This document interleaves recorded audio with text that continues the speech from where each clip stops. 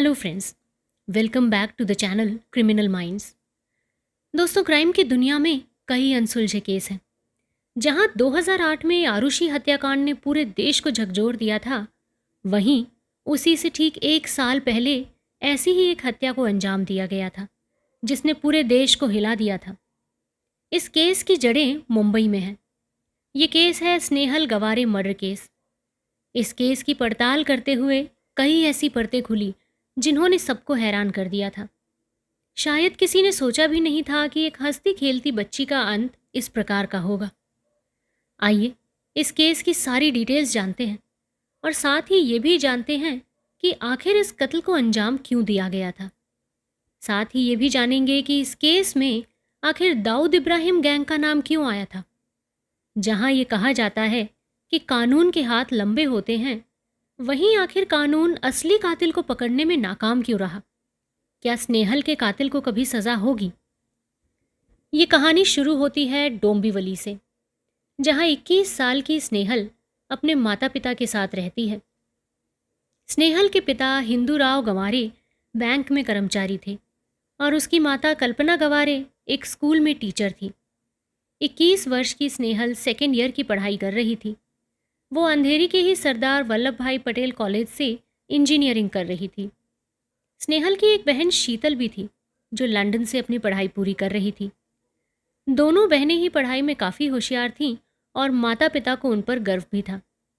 पढ़ाई के साथ ही स्नेहल को घूमने फिरने का भी शौक था और इसीलिए वो अपने कॉलेज की ट्रिप पर ट्रैकिंग के लिए भी गई थी। ट्रैकिंग करते हुए स्नेहल का पैर चोटिल हो जाता है और डॉक्टर्स उसे कम से कम 1 महीने आराम करने के लिए कहते हैं ताकि उसकी चोट ठीक हो सके। 20 जुलाई, जिस दिन ये घटना हुई, उस समय तक स्नेहल आराम ही कर रही थी। रोज़ की तरह उसके पिता अपने बैंक निकल जाते और उसकी माँ स्कूल चली जाती। स्नेहल घर पर अकेले ही रह जाती है। जब स्नेहल की माँ दोपहर करीब 3 बजे घर वापस आती हैं तो वो देखती हैं कि घर में कोई नहीं है। वो स्नेहल के कमरे की ओर जाती हैं और उसकी चप्पल और चश्मा वहीं पाती हैं, लेकिन स्नेहल कहीं नहीं दिखाई पड़ती। उन्हें अचंभा होता है कि स्नेहल कहाँ जा सकती है। वो पूरे घर में घूम घूम कर आवाज़ लगाकर स्नेहल को ढूंढती हैं, लेकिन वो कहीं नहीं मिलती। इसके बाद कल्पना परेशान होकर अपने पति को फ़ोन करने के लिए अपना फ़ोन उठाती हैं। तब वो अपने फ़ोन में देखती हैं कि दोपहर को लगभग 3:30 बजे उनके फ़ोन पर स्नेहल ने एक ब्लैंक मैसेज किया है। मैसेज में कुछ भी लिखा हुआ नहीं था, पूरा मैसेज खाली था। उन्हें ये कुछ अजीब सा लगता है और वो स्नेहल के पिता को फ़ोन करके सारी बात बताती हैं। साथ ही स्नेहल के सभी दोस्तों और रिश्तेदारों को भी कॉल करके पूछती हैं, लेकिन कोई फ़ायदा नहीं होता। स्नेहल की जानकारी किसी को भी नहीं होती। स्नेहल का एक बॉयफ्रेंड भी था जिसका नाम हीरेन राठौर था। स्नेहल उसे 2004 से जानती थी, लेकिन उसका भी फ़ोन स्विच ऑफ आता है। कुछ समय बाद जब उसका फ़ोन ऑन होता है, तब उससे बात करके पता चलता है कि उसे भी स्नेहल की कोई खबर नहीं है। इस बीच स्नेहल के कई रिश्तेदार और पड़ोसी उसके घर आ चुके होते हैं। स्नेहल की खोजबीन अब बड़े पैमाने पे चल रही थी, लेकिन किसी को कोई सुराग हाथ नहीं लगता। तो सभी लोग शाम 6 बजे डोंबिवली के रामनगर थाने जाकर उसकी गुमशुदगी की रिपोर्ट दर्ज करा देते हैं। रिपोर्ट लिखवाकर सब फिर से स्नेहल को ढूंढने लग जाते हैं। उधर रात हो जाती है और सब घर वाले घर आकर सोने की कोशिश करते हैं, लेकिन स्नेहल की माँ की आंखों में नींद का नामो निशान नहीं। आखिर बेटी के गायब होने पर कौन माँ बाप आराम से सो सकते हैं। वो जब सुबह उठती हैं तो देखती हैं कि स्नेहल की पानी की बोतल नीचे गिरी हुई थी। स्नेहल अमूमन ये पानी की बोतल अपने बेड के ड्रॉर के अंदर रखती थी, जो ड्रॉर उसके बेड के सिरहाने पे था। वो उसे रखने के लिए जब बेड के सिरहाने की तरफ के ड्रॉर को खोलती हैं तो उनकी चीखें निकल आती हैं। उसमें स्नेहल की लाश थी। सभी पड़ोसी और घरवाले कमरे में भाग कर आते हैं। कल्पना उन सबको देखकर बेड की तरफ इशारा करते हुए चिल्लाती रहती है। जब सब लोग बेड खोलकर देखते हैं तो स्नेहल की लाश उसमें मिलती है।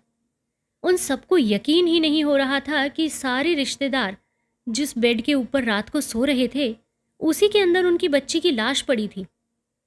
स्नेहल के हाथ पैर पीछे की ओर बंधे हुए थे और उसके मुंह को तौलिए से बंद किया हुआ था।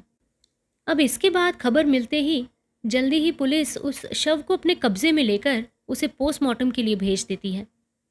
फिर पुलिस अपनी जांच तेज करते हुए घर वालों से पूछती है कि उन्हें किस पर शक है। इस पर घरवाले अपना शक स्नेहल के बॉयफ्रेंड हीरेन राठौर पर जताते हैं। उनके हिसाब से हीरेन और स्नेहल का एक हफ्ते से कुछ झगड़ा चल रहा था और हो सकता है कि गुस्से में हीरेन ने ही स्नेहल को मारा हो। साथ ही घर में तलाशी के दौरान पता चलता है कि स्नेहल का फ़ोन और उसके गले की सोने की चेन दोनों गायब हैं। साथ ही पुलिस को जांच के दौरान किसी भी तरह की फोर्स्ड एंट्री के कोई सबूत नहीं मिलते। इसका सीधा सा मतलब ये लगाया जाता है कि स्नेहल ने किसी जानकार के लिए ही घर का दरवाज़ा खोला था। ज़बरदस्ती कोई दरवाज़ा तोड़ के घर के अंदर नहीं घुसा था और स्नेहल की पूरी जानकारी में ही घर के अंदर वो व्यक्ति आया था। जब स्नेहल की पोस्टमार्टम की रिपोर्ट आती है तो पता चलता है कि स्नेहल की मौत दम घुटने की वजह से हुई है और उसके साथ में कोई भी सेक्सुअल असॉल्ट या किसी तरीके का और दूसरा असॉल्ट नहीं हुआ था। चोरी का मामला भी ये नहीं लग रहा था क्योंकि घर से कोई कीमती सामान गायब नहीं था। सारा सामान, सारी अलमारी, सभी बक्से उसी तरीके से पड़े हुए थे।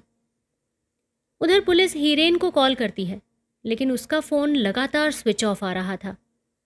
हालांकि कुछ देर बाद उसका फ़ोन ऑन होता है और उसे भी स्नेहल की मौत की खबर दी जाती है। अब पुलिस पोस्टमार्टम रिपोर्ट आने के बाद स्नेहल के बॉयफ्रेंड हीरेन को बुलाकर उससे भी पूछताछ करती है। तो वो पुलिस को बताता है कि उसका फ़ोन ख़राब है और इसीलिए वो फ़ोन सिर्फ तभी ऑन करता है जब उसे किसी को कॉल करना होता है। हीरेन के इस दावे को पुलिस जांच के दौरान सही पाती है। पुलिस के ये पूछने पर कि हत्या वाले दिन हीरेन कहाँ था, तो वो बताता है कि वो पूरे दिन अपने काम से ऑफिस में ही था। इसकी पुष्टि उसके ऑफिस वाले लोग भी करते हैं। लेकिन जब उस दिन का अटेंडेंस रजिस्टर मंगाया जाता है तो पता चलता है कि वो रजिस्टर ही गायब है। पुलिस उसे ढूंढने की बहुत कोशिश करती है लेकिन कोई सुराग उनके हाथ नहीं लगता। आज 15 साल होने पर भी वो रजिस्टर पुलिस को नहीं मिल पाया है। इसके साथ ही हीरेन का polygraph test, brain analysis test और साइकोलॉजिकल टेस्ट भी कराया जाता है लेकिन वो उसमें भी बच निकलता है। पुलिस को अब समझ नहीं आ रहा था कि आगे कैसे बढ़ा जाए। उनकी जांच बस एक जगह आकर जैसे थम सी गई थी। फिर भी पुलिस इस जांच को नए सिरे से शुरू करने की सोचती है और इस जांच के दौरान वो अब स्नेहल के माता पिता को भी अपने शक के घेरे में रखते हैं। जांच के दौरान ही उन्हें पता चलता है कि स्नेहल के पिता के अनुसार स्नेहल की मां कल्पना का अपने एक अन्य रिश्तेदार अनिल जावलेकर के साथ ही अफेयर है। पुलिस इस एंगल से भी जांच करने लगती है कि कहीं इस अवैध संबंध को छुपाने के लिए तो स्नेहल का कत्ल नहीं किया गया, लेकिन इसमें भी उनके हाथ कुछ खास नहीं लगता। इतना ही नहीं, पुलिस स्नेहल के माता पिता का भी polygraph test, brain analysis test और साइकोलॉजिकल टेस्ट कराती है, लेकिन उनके हाथ अभी भी कोई लीड नहीं लगती। हालांकि कुछ नई बातें निकलकर सामने ज़रूर आती हैं, जैसे कि स्नेहल के माता पिता के आपसी रिश्ते भी तनावपूर्ण थे और साथ ही स्नेहल की बहन शीतल, जो लंदन में पढ़ाई कर रही थी, उसकी भी अपने पिता हिंदू राव से बनती नहीं थी। सिर्फ इतना ही नहीं, उसने तो अपने पिता पर मारपीट का केस भी पुलिस स्टेशन में कर रखा था। जांच में सामने आया कि स्नेहल का भी अपने पिता से रिश्ता ठीक नहीं था। उनमें हमेशा कुछ न कुछ खींचातान बनी ही रहती थी। इतना ही नहीं, पुलिस ने अनिल जावलेकर से भी पूछताछ की, लेकिन उनके हाथ फिर से खाली ही रहते हैं। अब पुलिस एक जगह आकर फंस जाती है और वहाँ से उनके लिए आगे जाना बड़ा मुश्किल हो रहा था। हालांकि पुलिस ने हीरेन को पूरी तरह से क्लीन चिट नहीं दी थी, लेकिन सबूतों के अभाव में उसे आराम से बेल मिल जाती है और वो बाहर खुला घूमता है। वहीं पुलिस के आला अफसर एक नई थ्योरी भी सामने लाते हैं कि स्नेहल के कत्ल में दाऊद इब्राहिम के गैंग का भी हाथ हो सकता है, लेकिन उस गैंग के कुछ लोगों से भी पूछताछ में पुलिस के हाथ कुछ नहीं लगा, इसलिए ये थ्योरी भी ज़्यादा टिक नहीं पाई। अब पुलिस स्नेहल का गुम हुआ फ़ोन तलाश कर रही थी। अचानक एक दिन मोबाइल में कुछ एक्टिविटी होती है और पुलिस मनसुख शिवाजी पाटिल के पास पहुंच जाती है। उसके पास से फ़ोन बरामद करके पुलिस उससे पूछताछ करती है।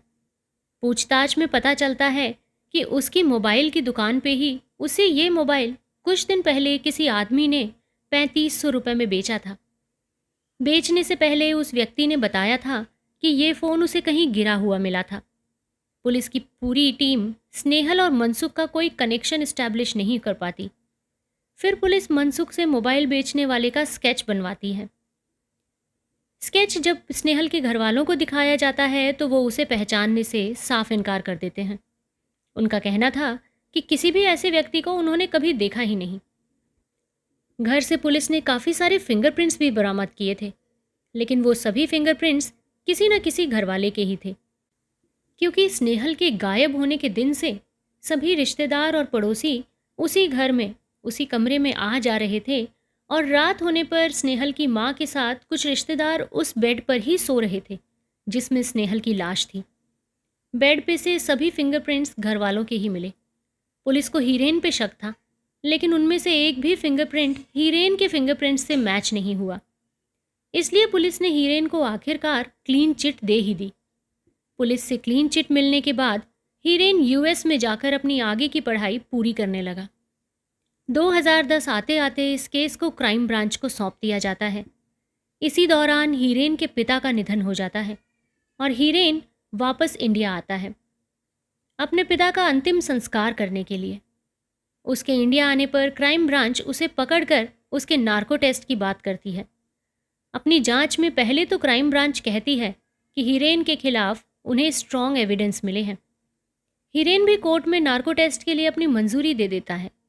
नार्को टेस्ट की तैयारी के बीच ही क्राइम ब्रांच की ओर से फिर से कोर्ट को बताया जाता है कि उनके पास हीरेन के खिलाफ कोई सबूत नहीं है, और फिर हीरेन भी कोर्ट में नार्को टेस्ट के लिए दी गई अपनी सहमति वापस ले लेता है। इस तरह इस मर्डर को 15 साल बीत गए, लेकिन आज तक पुलिस इसकी सच्चाई नहीं निकलवा पाई है। लेकिन पुलिस ने अभी भी ये केस बंद नहीं किया है। शायद पुलिस सोच रही है, या अभी भी उसको ये उम्मीद है कि उसके हाथ कोई ना कोई सबूत ज़रूर लगेगा। तो चलिए देखते हैं कि आगे इस केस में कुछ निकल कर आता है या ये भी अन्य केसेस की तरह ही दम तोड़ देता है। हमें उम्मीद है कि स्नेहल को न्याय ज़रूर मिलेगा। तो चलिए फ़िलहाल आप लोगों से विदा लेती हूँ, लेकिन जल्दी ही एक नए केस की जानकारी के साथ फिर से हाजिर होंगी। आप अपना और अपने पूरे परिवार का ध्यान रखिए, खुश रहिए और स्वस्थ रहिए, और साथ ही अपने आसपास होने वाली ऐसी किसी भी घटना से सतर्क रहिए। नमस्कार।